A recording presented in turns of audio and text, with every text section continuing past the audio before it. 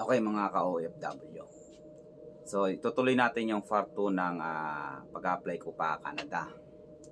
So ito, dahil binigay ko naman na sa inyo ang details ng mga unang kinuha ko ay yung aking information, OFW information ko. Tatlong balik ako ng Brunei, no? Tatlong beses akong bumalik ng Brunei. Lahat 'yon ay pagiging isang truck driver, no, sa Brunei. Ngayon, nung bumalik ako ng Pilipinas, ako'y nag-drive ng tanker. Almost 2 years, no? So dumating nga ang pandemic. So ang ginawa ko, ito na. Inipon ko ulit yung papilis ko. Ayun nga, dahil nakatabi naman lahat, no? So idinagdagan ko lang. So ngayon, yung aking mga resume or nilagay ko sa resume ko noong ako'y nag-apply sa Brunei, dinagdagan ko lang nung aking in-applyan na tag 6 months date na nung ako'y bumalik sa Pilipinas, no? So ang aking in-applyan nung 6 months ako, unang 6 months ko is sa JSDC. Yan ay Lungnos. Puro Lungnos yan, no? So bumiyahe ako ng solo ko lang mula Manila hanggang Davao. So diyan ako nakaranas ng talagang matinding laban ng pakikipag-training sa aking sarili bilang isang truck driver sa Lungnos, no? Yung mga manual. Okay, manual na mga Lungnos. Tapos, nung natapos yung 6 months ko, so kumuha na ako ng certification. Tapos lumipat ako ng Redicon. Naka 6 months ako sa Redicon, almost 1 year siguro. Natuto ako doon lahat ng klase ng heavy equipment. Nandiyan na sa Redicon, pati yung mga asfalto, yung mga equipment sa asphalting, no? Yung pag work gym, at saka yung pagmimiling machine, andyan na rin lahat, pero hindi ko nahawakan yan. So nahakot ko yan sa mga bako, bulldozer, bison, yan, na operate ko yan. Pero yung pagmimiling at saka yung pag asphalting, hindi. So nung nakuha ko lahat yung mga diskarte dyan at kaalaman ko, nag-resign din ako. So lumipat naman ako ngayon ng Jet E1. Kasi dati isa white product ako. So lumipat naman ako sa Jet ETS. Okay, Mr. Jacob. Yan sa Terminal 1, no? Sa Jocas. So diyan ako mahakot ng Jet E1. So nung matapos ay dumating itong ating pandemic, diyan ako nag-apply. So sasabihin ko sa inyo ang diskarte ng pag-a-apply na hindi mo kailangan ng malaking halagang mawala sa iyo. So kasi ako, wala rin naman akong ganong perang naipon noon, kahit medyo malalaki yung sahod ko.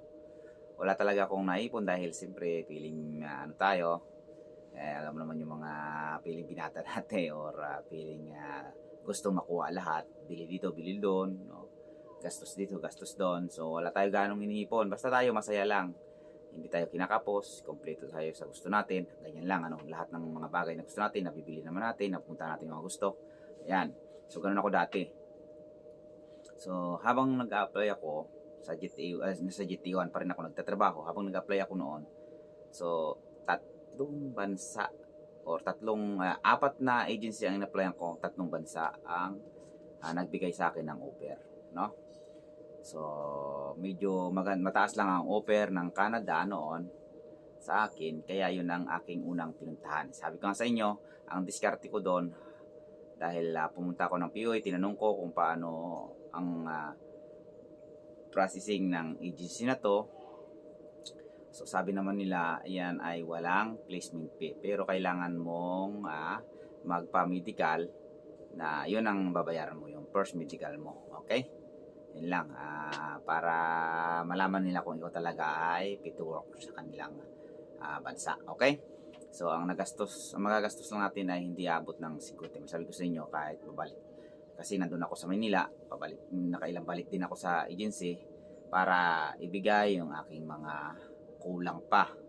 Katulad ng aking certificate galing sa aking boss at saka yung mga 3 months na huling sahod ko galing sa aking boss sa GT1. So ipinasa ko doon sa kanila. Yun yung aking ibinalik at saka yung aking medical. So at saka yung NBI ko, kailangang i-renew ko. Yan sinasabi ko sa inyo, no? Kasi yung NBI hindi naman yan katulad ng COE na certification mo na hindi nag-expire. So NBI, so kung kahit minsan bibigyan ka rin ng police clearance, no? Yan. At NSO, kung ikaw ay married, kailangan mo rin ng marriage contract. Pag pa-Canada, ibigay mo yung marriage contract mo para na yung sinulat mong asawa mo doon ay pwede mo makuha yung birth certificate ng iyong anak. Ilagay mo na rin doon. No? Pero hindi naman nila sinusulat lang. So kailangan kung mayroon ka namang kopya ng birth certificate ng anak mo, pakita mo na para madaling isulat. Okay? So napakabilis lang. Huwag kakalimutan na yung mga COE mo ay may kaakibat or dapat mayroong hulog ang is Pag-ibig PhilHealth. So napakalaking pangangailangan yan sa dalawa. Kasi yung COE mo plus yung is Pag-ibig PhilHealth mo magkaparehas. So sabihin maganda yung pag-prepare mo sa iyong resume. So tatandaan nyo, hindi ako magbibigay ng pagkasunod-sunod ng inyong mga papilis kasi ang ibibigay ko lang yung pagkasunod-sunod ng taon at buwan ng inyong mga certificate of work, no? Work certificate. Yung mga trabaho ng COE nyo, certification of work nyo, kailangan magkasunod-sunod yun sa inyong resume. Pero yung filing ng mga papilis nyo ay mayroong naka attach dyan sa bigay na papel sa inyo na galing sa agency na legit or naka-registered sa PUA. Okay? Basta sinasabi ko sa inyo, maraming agency dyan na walang placement fee. Maraming agency rin dyan na may placement fee. So kayo na lang ang bahala kung saan kayo siswertihin. So kung talagang walang swerte sa walang bayad, so no choice ka, gumawa ka ng paraan. So sa mga iba naman na may problema tungkol sa kanilang mga lisensya, diskarte, kung paano yung mga diskarte, personal nyo lang akong tawagan para mayroon kasi mga diskarte na minsan maganda pero hindi mo alam gamitin dahil hindi mo pa nasubukan. So kung yung tinatanong mo ay na gawa ko naman at alam ko naman na ligtas ka sa aking payo, so gagawin ko yan. Pero yung mga payo na sabi ko nga na ilalayo ko pa kayo, katulad nung ibang vlogger na nakarating lang doon sa Canada na dadalhin pa kayo ng Saudi para kayo mag-apply. So wala namang problema, no? Kung yun talaga ang gusto mo sa Saudi, so pwede mo namang gawin din yung pagkakasunod-sunod ng resume mo at yung pagkalagay ng mga COE mo ay maayos. So gagawin mo lang, di ba, yung COE mo may kasamang is Pag-ibig PhilHealth, ipasa mo doon. So hindi na magtatanong yung agency na pupunta ng Saudi. So kung gusto mo mag-Saudi, so ibig sabihin ko dito, so kung gusto mo malaki rin yung kita mo, pwede ka nang dumirik Canada. Ayun ay kung swerte at kung maganda yung iyong background sa iyong resume, kung maganda yung experience mo, malawak yung experience. Okay? Sinasabi ko sa inyo lahat ng mga kailangan nyo. Okay?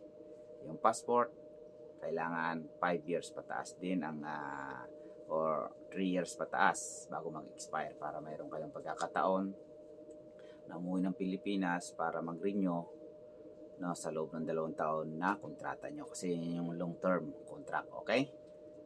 At sinasabi ko nga sa inyo, lagi nyong tatandaan, ang apat, no? Ito lang yung daladala ko palagi. Huwag mainitin ang ulo sa kalsada. Habaan ng inyong pasensya. Dapat mapagbigay ka at sumunod lagi sa batas kung saan kang bansa naroon. Okay? Tandaan nyo yan. Yan ang aking baon-baon sa aking mga pinuntahan. At nakita nyo naman hanggang ngayon, wala kang naging problema sa akin. Sa awa ng Diyos, nakarating na ako dito sa Europe, Canada, Brunei, Malaysia. So wala naman akong naging problema. Basta yun lang ang aking pinakamalaking ginagawa. No? Yung apat na yun, hindi ako mainitin ng ulo sa kalsada, lagi ako nakangiti, magbibigay ako ng pasensya kahit mali ko na dahil okay lang naman, konti lang naman yung problema. Pag mapagbigay ako, kunyari hindi na ako pwedeng umabanti dahil nahihirapan na siya at kahit pa nasa lugar ako, pagbibigyan ko siya. Tapos sinusunod ko lahat ng rules and regulation ng mga rules nila sa kalsada kung nasaan akong bansa. Okay? Hanggang dito na lang uli. Mga tracker nagsasabi kung saan ka masaya,